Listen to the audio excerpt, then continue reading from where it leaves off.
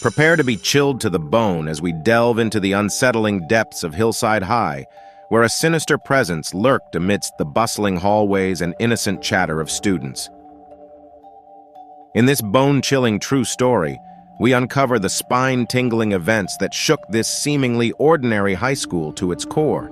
It all began innocently enough, with rumors circulating among students about strange noises echoing through the deserted corridors after hours.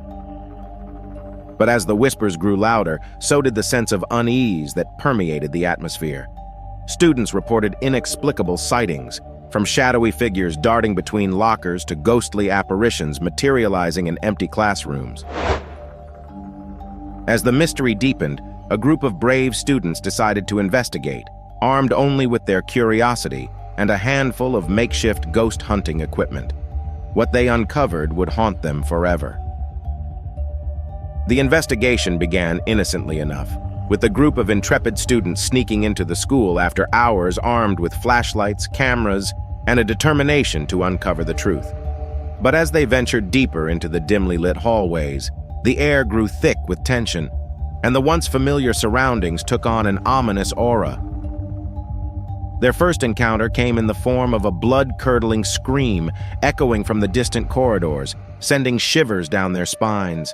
Heart-pounding, they pressed on, determined to unravel the mystery that had gripped their school in fear. As they delved deeper into the heart of the school, they stumbled upon a forgotten basement, its walls adorned with cryptic symbols and ominous graffiti.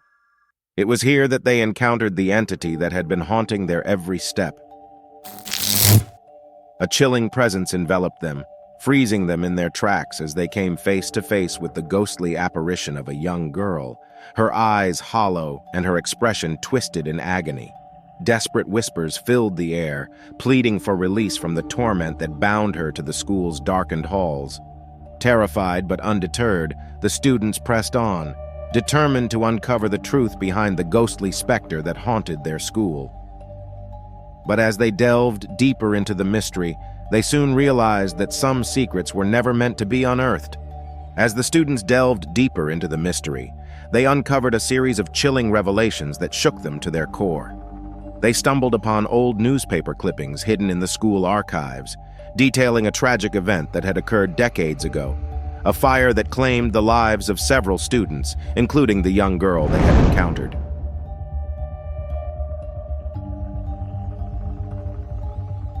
Piecing together the fragments of the past, they uncovered a tale of betrayal, jealousy, and revenge, with the spirit of the girl seeking vengeance on those responsible for her untimely demise. But as they unearthed the truth, they unwittingly unleashed a malevolent force that threatened to consume them all. Strange occurrences intensified, with poltergeist activity wreaking havoc throughout the school.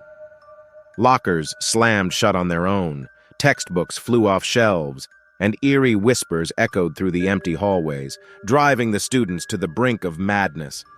Desperate to put an end to the haunting, the students sought the help of a local paranormal expert who guided them through a harrowing ritual to banish the vengeful spirit once and for all.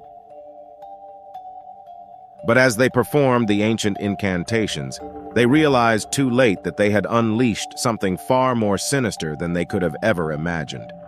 In the tense climax of their battle against the malevolent force, the students found themselves facing a terrifying manifestation of darkness itself.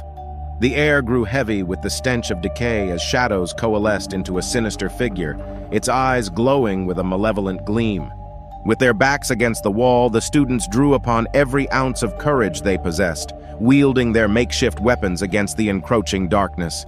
But as the entity advanced, their resolve wavered, fear threatening to consume them whole. In their darkest hour, a glimmer of hope emerged.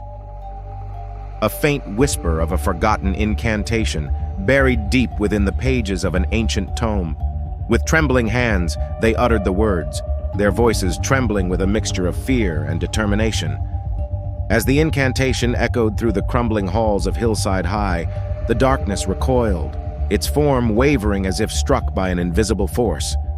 With a deafening roar, it dissipated into nothingness, leaving behind only the echo of its malevolent laughter. Exhausted but triumphant, the students emerged from the ordeal forever changed, their bonds forged in the crucible of terror stronger than ever before. And though the scars of their harrowing experience would linger, they knew that they had triumphed over evil and reclaimed their school from the grips of darkness.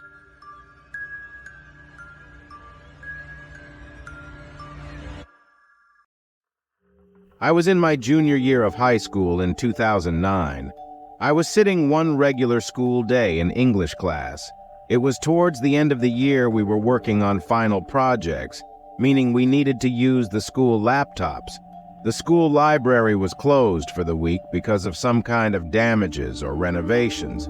I really don't remember all the details regarding that. But even still, I was pretty sure the laptop carts were still being stored in the back room of the library.